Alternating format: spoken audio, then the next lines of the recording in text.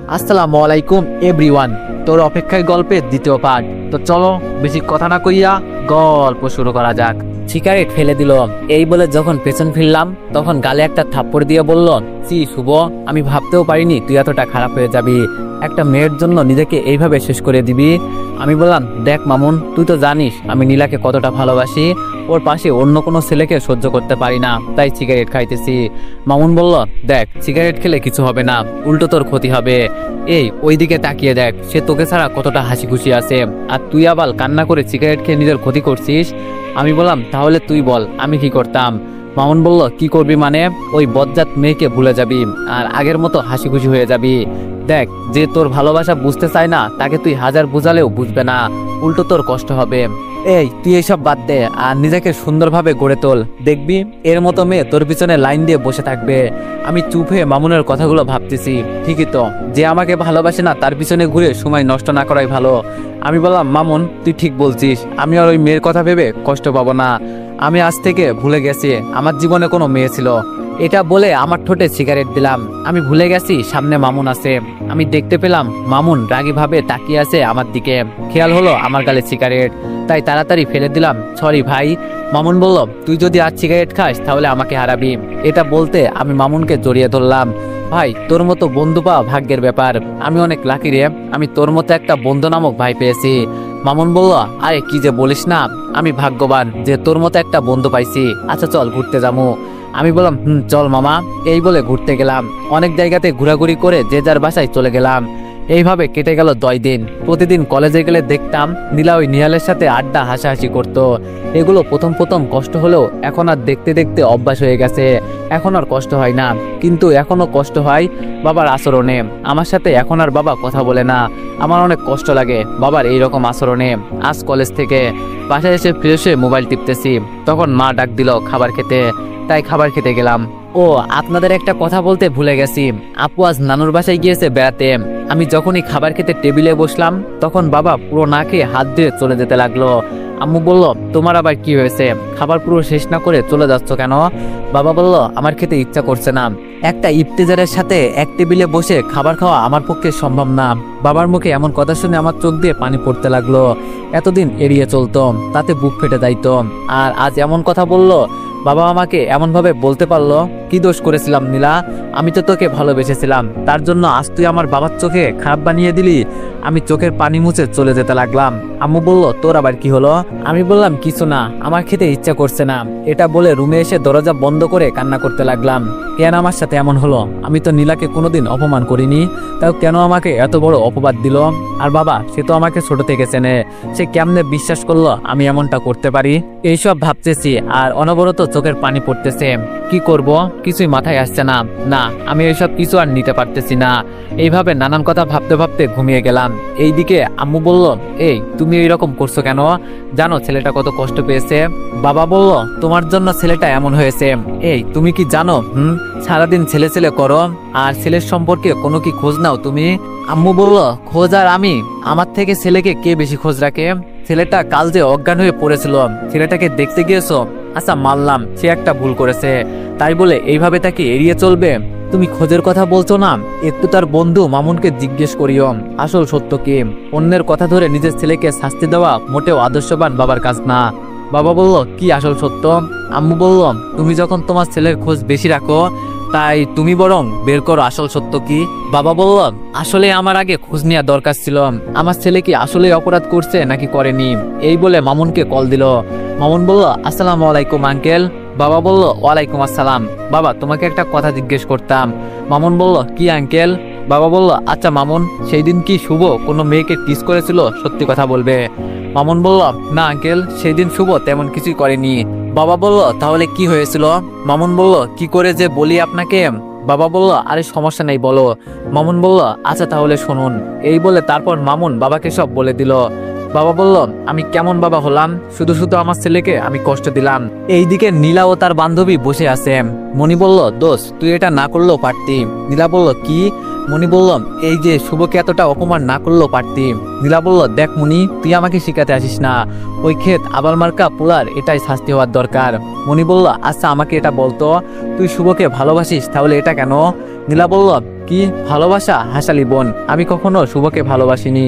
আমি তো তার উপর প্রতিশোধ নেওয়ার জন্য এমন ভালোবাসার অভিনয় করছি। আমি শুধু নিহালকে ভালোবাসি, আর নিহালও আমাকে ভালোবাসে।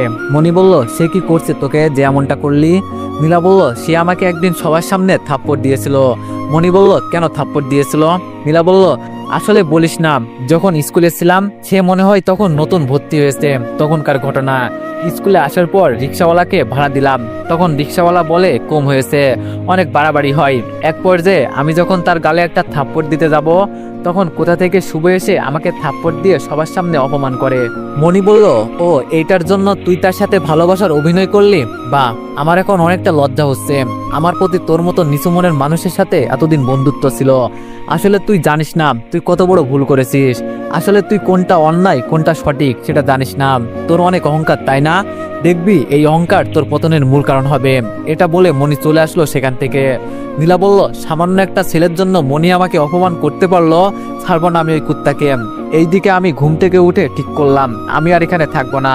তাই আম্মুর কাছে গিয়ে বললাম, আম্মু তোমার সাথে একটু কথা ছিল। আম্মু বলল, কি কথা? আমি বললাম, আমি এখানে পড়ালেখা করব না, আমি টাউনে চলে যাব। আম্মু বলল, কি? না, আমি তোকে কোথাও যেতে দিব না, তুই আমার কাছে থাকবি। আমি বললাম, আরে মা, বেশি না তো, 1 বছর লাগবে, ইন্টার ফাইনাল ইয়ার পরীক্ষা দিয়ে আবার চলে আসবো, তাও আমি এখানে থাকবো না। আর যদি তুমি আমার ভালো চাও তাহলে আমাকে যেতে দিবে। মা বলল, কি আর করার, আচ্ছা তোর ভালো মানে আমার ভালো। এখন আপনাদের একটা কথা বলি, থাক কমুনা, গল্প শুনতে থাকেন, এমনি জানবেন। আমি বললাম, আচ্ছা মা, আমি তাহলে এখন আসি, কাপড় চুপড় গুছাতে হবে, আর সন্ধ্যায় যাব, সব আগে থেকে ঠিক করা, আর বাবাকে এইসব বলো না। মা বলল, কিন্তু তোর বাবা যদি কিছু বলে তখন? আমি বললাম, চিন্তা করো না, আমার মতো কুলাঙ্গারকে কিছু বলবে না। আমি রুমে এসে সব গুছাতে গুছাতে মামুন কল দিল। মামুন বলল, দোস্ত। আমি বললাম, বল, কি বলবি? মামুন বলল, আসলে দোস্ত, তোর নীলা তোর উপর প্রতিশোধ নিয়েছে। আমি বললাম, কি বললি? আমি তো তাকে কিছু করিনি। তাহলে? আচ্ছা, কেন প্রতিশোধ নিল বলতো? মামুন বলল, আসলে আমাকে মনি বলছে, তারপর সব বলল, আপনারা তো জানেনই। আমি বললাম, ও তাহলে এই ব্যাপার। একটা সামান্য কাজের জন্য নীলা এটা করতে পারলো, তাকে তো আমি কখনোই ক্ষমা করব না। আচ্ছা, তাড়াতাড়ি বের হবি বলে দিলাম। মামুন বলল, তারপর আমি আমার প্রয়োজনীয় কিছু ব্যাগে নিয়ে আম্মুর সাথে কিছু কথা বলে রুমে এসে রেডি হয়ে মামুনকে কল দিলাম। আমি বললাম, কিরে, বের হয়েছিস তোরা? মামুন বলল, তুই রেল স্টেশনে চলে আয়, আমি আসি। বাড়িতে মিথ্যা বললাম, আমরা যাচ্ছি কক্সবাজারে। সেখানে মামুনদের একটা অফিসের কিছু কাজ আছে, সেটা দেখতে করতে যাচ্ছে মামুন আর মনি। আর ওখানে আমি যাচ্ছি ঘোরার জন্য, আমি ঘুরবো। আরেকটা কথা, মনি হলো মামুনের জিএ প্লাস মামাতো বোন। আমি একটা কথা মাথায় ঢুকিয়ে নিয়েছি, নীলা যত আমার কাছে আসতে চাই, আমি তাকে আর আপন করব না। আমি এখন আর নীলাকে ভালোবাসি না, আমি ভুলে গেছি সে আমার জীবনে ছিল নাকি ছিল না। কিছুক্ষণ পর স্টেশনে আসতে মামুন বলল, এই নে টিকিট, তাড়াতাড়ি ট্রেনে উঠে পড়। তারপর আমি, মামুন আর মনি ট্রেনে উঠে যার যার সিটে বসে পড়লাম। মামুন আমার থেকে একটু দূরে বসছে, কারণ মনি সহ যাচ্ছে, তাই তারা একসাথে বসছে। তাদের মাঝে আমি এক বেচারা, তাই আমি একা বসেছি, কানে হেডফোন লাগিয়ে গান শুনতে লাগলাম। তো গায়েস, আপনারাই বলে যান এই অবস্থায় আমি কি গান শুনতে পারি। গান শুনতে শুনতে কখন যে ঘুমিয়ে গেলাম তা নিজেও বুঝতে পারলাম না। এইদিকে বাবা বলল, এই শুভকে ডাকো খাবার খেতে। আম্মু বলল, ও আসবে না। বাবা বলল, কেন আসবে না? ও না খেলে তো শরীর খারাপ করবে। আম্মু বলল, তোমার আবার তার প্রতি দরদ আসলো কখন থেকে? বাবা বলল, মানে কি, শুভ আমাদের ছেলে, তাই মায়া তো হবেই, তাই না? তুমি থাকো, আমি গেলাম আমার ছেলেকে ডাকতে। আম্মু বলল, শুভকে ডেকে লাভ হবে না। বাবা বলল, নেই মানে? কোথায় আমার ছেলে? এত রাত হয়ে গেল, এখনো বাসায় ফিরল না কেন? আম্মু বলল, শুভ চলে গিয়েছে কক্সবাজার। বাবা বলল, চলে গিয়েছে মানে? মাথা খারাপ নাকি? আবুল তাবুল বলবা না তো। আমার ছেলে কক্সবাজার গেল আর আমাকে বলে গেল না। আম্মু বলল, কেন বলে যাবে, এটা বলতে পারো? আচ্ছা, তুমি নিজে বলতে পারবে গত 5-6 দিন তুমি আমার ছেলের খোঁজ নিয়েছো, কি করে না করে, কেমন আছে? আচ্ছা, বাদ দিলাম, খোঁজ তো দূরের কথা, তার সাথে ভালোভাবে কথা বলছো? বাবা কিছু না বলে মাথা নিচু করে আছে। আজ তোমার জন্য আমার ছেলে আমাকে ছেড়ে দূরে চলে গিয়েছে। সে বলে সে 1 বছর আসবে না, সেখান থেকে পড়াশোনা করবে। তার মুখে এমন কথা শুনে তখন আমার বুক ফেটে যাচ্ছিল। মনে হয় একটা মায়ের কাছ থেকে তার ছেলে আলাদা হওয়াটা কতটা কষ্টের তুমি জানবে কি করে? সে প্রতিদিন আমার কোলে বসে কান্না করত। কেন জানো? কারণ তুমি তার সাথে কথা বলতে না, তাই আমাকে বলতো, মা, আব্বু কি আমাকে কখনো ক্ষমা করবে না?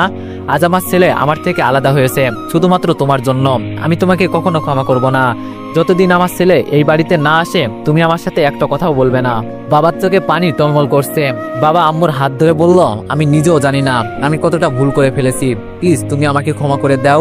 আমি শুভকে যেখান থেকে পারি তোমার কাছে নিয়ে আসবো। আম্মু বাবার হাত এক ঝাটকিয়ে সরিয়ে বলল, চুপ, এখন এইসব না বলে আগে নিয়ে আসো, তারপর কথা, এর আগে না। এই বলে মা চলে গেল। মাঝরাতে ঘুম ভাঙতে আমার পাশে তাকিয়ে দেখি একটা মেয়েটা ঘুমাচ্ছে। কি নিষ্পাপ, ছোট্ট বাচ্চাদের মতো করে ঘুমাচ্ছে। আমি তার এই নিষ্পাপ ঘুমন্ত চেহারার দিকে তাকিয়ে থাকলাম। তার দিক থেকে আমার চোখ যেন সরছে না। কোনো এক মহান ব্যক্তি বলেছেন, ঘুমন্ত অবস্থায় যে মানুষকে মায়া সুন্দর লাগবে সে আসল সুন্দর। সকালবেলায় মামুনের ডাকাডাকিতে ঘুম ভাঙলো। তখন পাশে তাকিয়ে দেখলাম মেয়েটি নেই। এইদিকে ওইদিকে তাকাতে লাগলাম। মামুন বলল, কিরে, কাকে খুঁজতেছিস? আমি বললাম, এখানে একটা মেয়ে, থাক কেউ না, চল ট্রেন থেকে নামি। মামুন বলল, কি হয়েছে, তুই কি লুকাচ্ছিস? আমি বললাম, আরে কিছু না তো, মনে হয় স্বপ্ন দেখছিলাম। তারপর ট্রেন থেকে নেমে একটা গাড়ি নিয়ে একটা হোটেলে উঠলাম। আগে থেকেই বুকিং ছিল। আমি আর মামুন একটা রুমে যাচ্ছি, আর মনি তাদের বাসায় চলে গেল। অফিসটা মনির আব্বু দেখে, যদিও এটা মামুনদের। আমি আর মামুন ফিরে এসে রুমে কিছুক্ষণ বসতে কল দিল মামুনকে। মনি বলল, হ্যালো, আমি তোমাদের হোটেলের নিচে, তুমি শুভকে নিয়ে আসো, আমরা নাস্তা করে ঘুরতে যাব।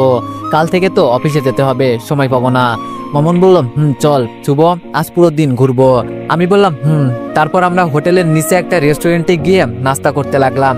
এবার আপনাদের হয়তো একটা প্রশ্ন থাকবে, আমরা এখনো ছোট, অফিসের কি বুঝবো? আসলে এখানে অফিসের ম্যানেজারের কিছু সমস্যার কারণে 3 দিনের ছুটিতে গিয়েছে, আর এখন কাজের অনেক চাপ, তাই ম্যানেজারের দরকার। তাই এখানে মামুন ও মনি আসলো।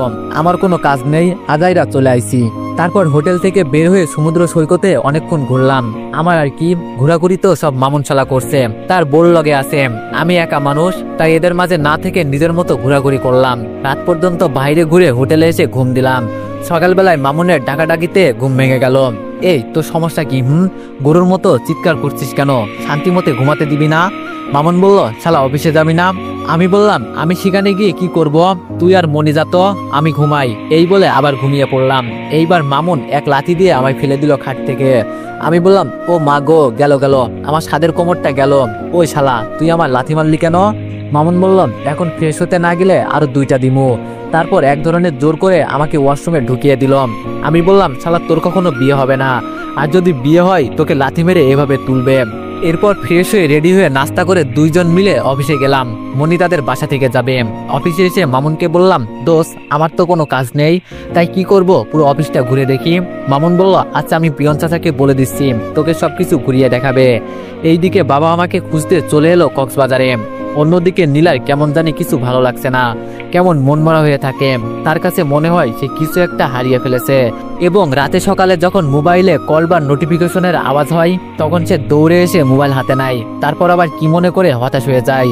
নেহাল বলল, কি হয়েছে তোমার নীলা?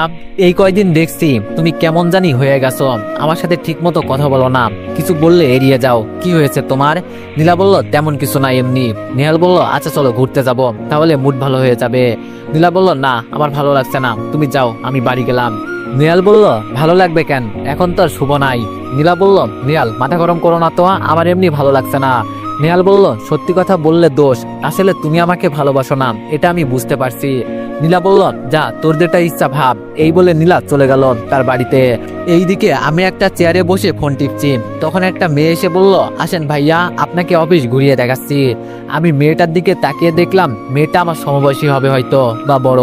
তবে যাই বলি না কেন, মেয়েটা কিন্তু দেখতে অনেক কিউট। আমি বললাম, কিন্তু আপনাকে দেখে তো কোনো পিয়ন চাচা বা পিয়ন খালা লাগতেছে না। মেয়েটা আমার কথা শুনে প্রচুর রাগ করলো, তা তার মুখ দেখেই বুঝতে পারছি। বাট সে আমার উপর রাগ দেখাতে পারছে না কেন জানি, তবে রাগী মুখটা দেখতে আরো কিউট লাগে। মেয়েটি বলল, শালা খচ্চর, বাননের 3 নম্বর বাচ্চা, শয়তানের নাতিন, মনটা চাই এক্ষুনি করলার শরবত বানিয়ে আদর করে খাওয়াই দেই, আমি নাকি কাজের খালাম, বিড়বিড় করে বলল। তারপর শুকনো একটা হাসি দিয়ে বলল, আসলে ভাইয়া, পিয়ন চাচার অনেক কাজ, এখন মিটিং চলছে, তাই মিনি আমাকে পাঠালো। আমি বললাম, ও আচ্ছা, আপনি মনি আপুকে মিনি কেন বললেন? মেয়েটি বলল, কারণ মনি আমার মামাতো বোন। আমি বললাম, ও। মেয়েটি বলল, জি ভাইয়া। আমি বললাম, আচ্ছা তাহলে চলেন আন্টি, আমাকে অফিসটা ঘুরিয়ে দেখান। মেয়েটি বলল, এই যে, আমাকে কোন দিক দিয়ে আন্টি মনে হয়? আমি আন্টি নাকি? ওমা, মেয়ে তো দেখি রেগে গেল। আমি বললাম, তাহলে এইরকম একটা পিচ্চি ছেলেকে কোন দিক দিয়ে ভাইয়া মনে হয়? আমাকে বলে পিচ্চি, আজ বিয়ে দিলে কাল 11টা বাচ্চার বাপ হয়ে যাব, আর সে নাকি বলে বাচ্চা। মেয়েটি বলল, তাহলে কি ডাকবো? আমি বললাম, আমার নাম শুভ, বুঝলেন, শুভ ডাকবেন। আর হ্যাঁ, আপনার নাম কি? মেয়েটি বলল, আচ্ছা ডাকমুনি, আমি জেরিন। আমি বললাম, তাহলে আমি আপনাকে জেরিন আপু বলে ডাকবো, কেমন? জেরিন বলল, শালা আসলে একটা খচ্চর, আমার মতো একটা মেয়েকে বলবে কিনা আপু, শালা তোর কখনো বিয়ে হবে না, বদদোয়া দিলাম মনে মনে। ওকে ডাকিয়েন, এখন চলেন তো। দেখি কথাটি রাগ দেখিয়ে বলল, তাতে আমার কি, আমি তো ঘুরতে আইছি। তারপর জেরিন আপুর সাথে ঘুরতে লাগলাম পুরো অফিসটা ঘুরে দেখার সময় আমি জেরিন আপুর সাথে একটা কথাও বলিনি, শুধু আপু এটা কি, এটা কোন ডিপার্টমেন্ট ইত্যাদি। এইদিকে জেরিন আপু বলল, শালা উজবুক, তেলাপোকা, ইঁদুর, আমাকে আপু ডাকতে ডাকতে মনে হয় নিজের মায়ের পেটের বোন বানিয়ে দিবে। তোকে খালি একবার বাগে পাই, দেখাবনি মজা। আমি বললাম, জেরিন আপু, আমরা তো অনেক ঘুরলাম, চলো এখন কিছু খেয়ে নি। জেরিন বলল, ওই পোলা, খালি আপু আপু কেন বলছো? আমি তোর কোন জন্মের বোন? আমাকে আপু ডাকবি না, নাম ধরে ডাকবি, বুঝলি? আমি বললাম, কিন্তু আপু তুমি। জেরিন বলল, আরেকবার আপু ডাকবি নাক ফাটিয়ে দিমো আর চিৎকারও করবো। আমি জেরিনের এমন কথা শুনে ভয় পেয়ে গেলাম। মেয়েটার যেই রাগ, হয়তো নাক ফাটিয়ে দিতে পারে। আমার আবার মেয়েদের প্রতি বিশ্বাস নেই, কিন্তু সম্মান করি। আচ্ছা, আর আপু ডাকবো না, নাম ধরে ডাকবো। জেরিন আমার গাল টান দিয়ে বলল, গুড বয়, চলো নিচে অফিস ক্যান্টিনে। আমি বললাম, এভাবে গাল টানলেন কেন? জেরিন বলল, আমার ইচ্ছা হয়েছে তাই, তাতে তোমার কি? আমি বললাম, দেখেন, গায়ে হাত দেওয়া আমার একদম পছন্দ না, তাই একদম গায়ে হাত দিবেন না। জেরিন বলল, সরি, চল তাহলে। হ্যাঁ, গায়ে হাত দিবেন না, সেটা সময় বলে দিবে, মনে মনে বলল। তারপর আমরা নিচে ক্যান্টিনে এসে নিজের মতো অর্ডার দিয়ে খাবার খেলাম। তখন মামুন এসে বলল, দোস্ত তোরা এখানে চল, খালাদের বাসায় যাব, আজ আর কাজ নেই। আমি বললাম, ও আচ্ছা চল। তারপর 4 জন মিলে মামুনদের খালাদের বাসায় গেলাম। সেখানে দুপুরে খেয়ে সন্ধ্যা পর্যন্ত থেকে চলে আসলাম হোটেলে। মামুনের খালা খালু অনেক ভালো, ওখানে থাকতে বলছিল, কিন্তু থাকিনি। আর মামুনকে তো অনেক বকা দিছে, কেন তাদের বাসায় না থেকে হোটেলে উঠছি, হ্যান ত্যান আরো অনেক কিছু। মামুন বলল, জেরিনের সাথে তো ভাব কিসের? আমি বললাম, ভাব মানে তোর কথা বুঝতেছি না। মামুন বলল, বুঝি, সব বুঝি, আমাদের না বললে কি হবে? আমি বললাম, আরে তুই যেটা ভাবছিস আসলে সেটা না, এমনি একটু কথা বলা হয়েছে, আর তুই তো জানিস আমি আর ওইসব ভেজালে পা দিব না। মামুন বলল, তোর বাবা ফোন দিচ্ছে, কি বলবো? আমি বললাম, তুই ধরবি না কেন? ফোন দিবে বুঝতে পারছি না। আর শোন, নতুন সিম ঢুকা, এই নে পুরাতন সিম খুলে রাখ। মামুন আমার কথা মতো কাজ করলো। আমি বললাম, চল 2 জন মিলে সমুদ্রের পাড় থেকে ঘুরে আসি। মামুন বলল, চল ঘুরে আসি। এখানে মামুনদের সাথে অফিসে যাওয়া, সন্ধ্যায় 2 জন মিলে ঘোরাঘুরি, আর অফিসে গেলে জেরিনের সাথে আড্ডা দেওয়া, এইভাবে 7 দিন কেটে গেল। আমি এতটা ঘোরাঘুরি আর আড্ডাতে ব্যস্ত হয়ে গেছি, আমার মনে হয় না আমার মনের ভিতরে এত কষ্ট আছে। আমি আর জেরিন এখন বেস্ট ফ্রেন্ড হয়ে গেছি, যদিও সে আমার থেকে বড়। তার সাথে দুষ্টামি করা, মজা করতে করতে কিভাবে যে সময় চলে যায় নিজেও জানি না। এই 7 দিনে আম্মুর সাথে কথা বলছি, আম্মু অনেক কান্না করে চলে আসতে। আর আপুর সাথে এখনো কথা বলিনি, আমার সাথে রাগ করেছে আমি তাকে ছেড়ে চলে আসছি না বলে। এইদিকে আব্বু আমাকে খুঁজতে খুঁজতে অনেকটা ক্লান্ত, অনেক চেষ্টা করছে আমাকে খুঁজার, কিন্তু পাইনি। অন্যদিকে নীলা সারাদিন মন খারাপ করে বসে থাকে, আর কলেজে গেলে এইদিক ওইদিক কাকে যেন খোঁজে। আর নীলার মন খারাপ দেখে তার বাবা বলছে তাই তাকে শপিং করাতে নিয়ে যাবে। তাই নীলাও বলছে তারা নাকি রিক্সা করে যাওয়া আসা করলো। এরপর তো নীলাও তার বাবাকে রিক্সা করে শপিং করে বাসার সামনে নামলো। তারপর তার বাবা রিক্সাওয়ালাকে ভাড়া দিতে রিক্সাওয়ালা চাচা বলল, স্যার আর একটু বাড়িয়ে দিন, এখানে তো 100 টাকা ভাড়া, আপনি দিলেন 90। নীলা বলল, এই বেশি কথা না বলে যেটা দিয়েছে সেটা নিয়ে চলে যা। রিক্সাওয়ালা চাচা বলল, স্যার অনেক কষ্ট করে রিক্সা চালাই, এতে পরিবার চলে, এতে যদি আপনারা ভাড়া কম দেন তাহলে আমরা চলবো কেমনে? নীলার বাবা বলল, নীলা, বড়দের সাথে কেমন করে কথা বলতে হয় তুমি জানো না? এই নেন চাচা, আপনার ভাড়া 50 টাকা। এই বলে চলে যেতে লাগলো। তখন রিক্সাওয়ালা চাচা বলল, দাঁড়ান স্যার, 40 টাকা দিয়ে বলল, এই নেন আপনার ফেরত টাকা। স্যার আমরা গরিব হতে পারি, তবে ডাকাত না, আমার ন্যায্য ভাড়াই চাই, তার থেকে বেশি চাই না, কমও না। হ্যাঁ অনেক আছে, ভাড়া বেশি নাই, কিন্তু আমি এমন না, হালাল টাকা কামাই করে খাবো, এতে যদি না খেয়ে মরতে হয় তাতেও রাজি আছি। এই বলে রিক্সাওয়ালা চলে গেল। এইদিকে নীলার এই কথাগুলো শুনে কেন যেন মনে হলো সে কিছু একটা ভুল করছে। নীলার বাবা বলল, কিরে তুই কোথায় হারিয়ে গেলি? আবার এই বলে ধাক্কা দিল। নীলা বলল, কই চলো বাসায় চলো। এরপর নীলা বাসায় ঢুকে রুমে গিয়ে সে ভাবতে লাগলো, ঠিকই তো বলেছে রিক্সাওয়ালা চাচা, আর আমি এইরকম একজনের সাথে বিয়াদবি করছি বলে শুভ আমাকে মারে, যাতে আমি আমার ভুল বুঝতে পারি, কিন্তু আমি তাকে কি করলাম এটা ভাবতেই নিজের প্রতি ঘৃণা লাগছে। এইভাবে অনেক কথা ভাবতে ভাবতে ঘুমিয়ে গেল নীলাম। এইদিকে আজ আমি আর মামুন তাড়াতাড়ি অফিসে আসলাম। কারণ আজ রাতে আমরা চলে যাব। অফিসে বসে ফোন টিপছি, তখন একটা মেয়ে এসে বলল, হাই, কি করেন? আমি বললাম, বসে বসে তারা গুনি। মেয়েটি বলল, মিথ্যা কেন বলছেন? আমি দেখতেছি মোবাইল টিপতেছেন। আমি বললাম, দেখতে যখন পারছেন তাহলে বলছেন কেন? মেয়েটি বলল, এইরকম ভাবে কথা বলছেন কেন? একটু সুন্দরভাবে কথা বলতে পারেন না? আমি বললাম, সরি, দুঃখিত। সম্মানিত মেয়ে মানুষ, আপনি এখানে কি কথা পেশ করিতে আসিয়াছেন? দয়া করে আপনার কথা পেশ করিতে পারেন। মেয়েটি হেসে বলল, আপনি অনেক মজার মানুষ। আমি বললাম, এখানে মজার কি বলছি আজব? মেয়েটি বলল, এই যে আমার নাম ঋতু, আমি মেয়ে মানুষ নাম। আপনার নাম কি? আমি বললাম, ও, আমার নাম শুভ। ঋতু বলল, আচ্ছা, পড়ালেখা করেন? আমি বললাম, না। ঋতু বলল, তাহলে কি করেন? আমি বললাম, মোবাইল টিপি। ঋতু হেসে বলল, আচ্ছা, কিসে পড়েন? আমি বললাম, টেবিল চেয়ারে পড়ি। ঋতু বলল, আচ্ছা, আপনি এমন কেন? সব কিছুতে টেরা টেরা কথা কেন বলেন? আমি বললাম, কারণ আমি টেরা কথা বলতে ভালোবাসি। ঋতু বলল, ও গুড। তারপর তার সাথে কিছুক্ষণ কথা বললাম। ঋতু বলল, আচ্ছা, আমি আসি, কাজের সময় হয়ে গেছে। আমি বললাম, কেন, আর একটু থাকেন? ঋতু বলল, না, আরেকদিন, এখন অনেক কাজ। আমি বললাম, যান, আপনার সাথে কথা বলে ভালো লাগলো। ঋতু মেয়েটি একটা মুচকে হাসি দিয়ে চলে গেল। উফ বাবা, বাঁচা গেল। কি বাঁচাল মেরে বাবা। কেউ এত কথা বলে? আর কিছুক্ষণ থাকলে হয়তো মাথা হ্যাং হয়ে যেত। তখন মনে পড়লো, আজ রাতে তো চলে যাব। এইবার মন খারাপ হয়ে গেল, কারণ এখানে থাকতে থাকতে অনেকটা এখানকার পরিবেশ মানুষজনের মায়াতে পড়ে গেছি। হঠাৎ পেছন থেকে জেরিন বলল, কিরে, মন খারাপ হয়ে গেল নাকি? আমি বললাম, কেন মন খারাপ হবে? জেরিন বলল, না, দেখলাম কত সুন্দর করে কথা বললি, এখন তো চলে গিয়েছে, তাই মনে হলো মেয়েটির জন্য মন খারাপ হয়ে গেল। আমি বললাম, রে, মেয়েটা অনেক ভালো, অনেক সুন্দরভাবে কথা বলে, মেয়েটি চলে যাওয়াতে অনেক কষ্ট পাচ্ছি। জেরিন বলল, কি কুত্তা বিলাই হনুমান, মেয়েটি চলে যাওয়াতে কষ্ট পাচ্ছিস, তাই না? কই, আমি চলে গেলে একবারও বলিস না, দোষ, আর একটু থাক, তুই গেলে আমি কষ্ট পাবো। প্রতিদিন তোকে আমি নিচ থেকে কল দিই, তুই একবারও নিচ থেকে কল দিস না। তার মানে তুই আমাকে বন্ধু মনে করিস না? তুই ওই সাতচুন্নির ডাইনিকে বন্ধু মনে করিস, তাই তো? যা, তোর সাথে কথাই বলবো না। এগুলো বলছে আর আমার পিঠে কিল ঘুষি দিতেছে। আমি বললাম, ঠান্ডা অনেক লাগতেছে আমার। জেরিন বলল, না, আরো মারবো। তোকে কি আদর করার জন্য মারছি নাকি? আমি বললাম, প্লিজ আর মারিস না, আমি না তোর বন্ধু, আমি তো তোকে রাগানোর জন্য এইসব বলছি। জেরিন বলল, তোর আমাকে রাগাতে ভালো লাগে, তাই না কুত্তা? আমি বললাম, রে, অনেক। আচ্ছা, তোকে অনেক মিস করবো রে। জেরিন বলল, কেন কেন? আমি বললাম, আজ রাতে চলে যাব আমরা। এটা বলতেই আমি খেয়াল করলাম জেরিনের মুখটা কালো হয়ে গেছে। জেরিন বলল, আরো কয়টা দিন থাক না প্লিজ। আমি বললাম, না রে, আম্মু অনেক কান্না করতেছে, কারণ আমাকে অনেক ভালোবাসে তো, তাই। জেরিন বলল, ও আচ্ছা, তাহলে আজ চলে যাবি? আমি বললাম, জেরিন বলল, আচ্ছা, তুই থাক তাহলে, আমার বাড়িতে অনেক কাজ আছে। এই বলে জেরিন চলে যেতে লাগলো। আমি বললাম, আজ মনে করছিলাম একজনকে নিয়ে পুরো দিন ঘুরবো, কিন্তু তার তো কাজ আছে, তাই কি করার, ঋতুকে নিয়ে যাব।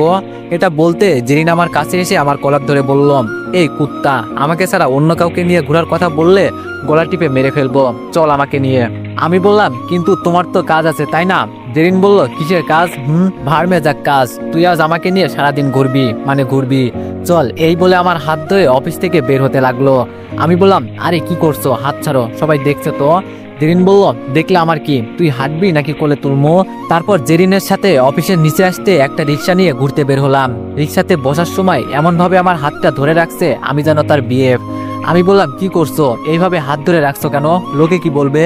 জেরিন বলল, বেশি কথা না বলে চুপচাপ বসে থাক, না হলে লাথি মেরে ফেলাই দিমু। রেগে বলল কথাটা। তার কথা শুনে আমি চুপ হয়ে গেলাম। তারপর আমরা বিকাল পর্যন্ত অনেক জায়গায় ঘুরলাম। দুপুরে খাবার একটা রেস্টুরেন্টে খেয়ে আবার ঘুরতে লাগলাম। বিকালবেলায় নদীর পাড়ে আমি আর জেরিন নীরব হয়ে বসে আছি, কারোর মুখে কোনো কথা নেই। আমি লাল রক্তবর্ণ ধারণ করা সূর্যের দিকে তাকিয়ে আছি আর মনে মনে ভাবতেছি। ভাবনার জগৎ থেকে ফিরে আসলাম জেরিনের ডাকে।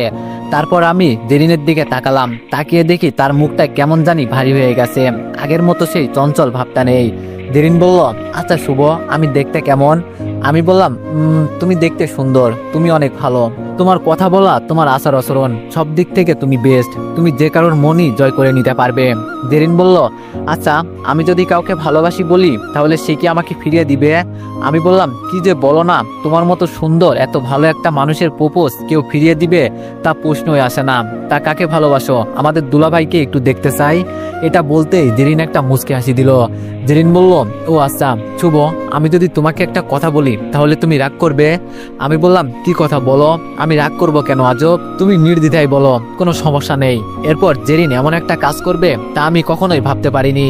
তো এভরিওয়ান, নেক্সট পার্টের জন্য সবাই একটু বেশি বেশি কমেন্ট আর একটু বেশি বেশি লাইক করে দিও। ধন্যবাদ।